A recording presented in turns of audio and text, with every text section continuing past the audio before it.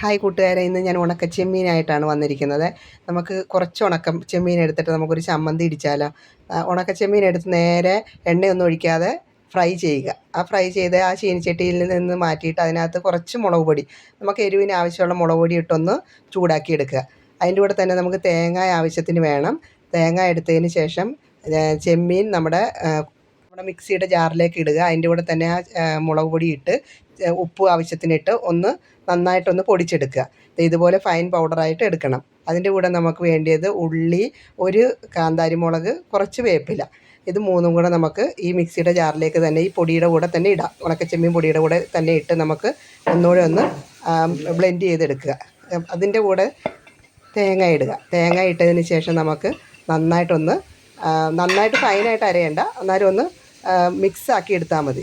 മിക്സാക്കി എടുക്കുമ്പോൾ നമുക്ക് ചമ്മന്തിക്കൊക്കെ അരയ്ക്കുമല്ലേ, അതുപോലെ മിക്സാക്കി എടുത്ത് കഴിയുമ്പോൾ നമ്മുടെ ഉണക്ക ചെമ്മീൻ ചമ്മന്തി ഇവിടെ റെഡി ആയിട്ടുണ്ട്. ഇനി നമുക്ക് ആവശ്യത്തിന് ഉപ്പ് വേണമെങ്കിൽ കുറച്ചുകൂടി ഉപ്പ് ചേർത്ത് ഒന്നുകൂടി റെഡിയാക്കി എടുക്കുക. കഞ്ഞിയുടെ കൂടെ നല്ല ബെസ്റ്റ് കോമ്പിനേഷനാണ്.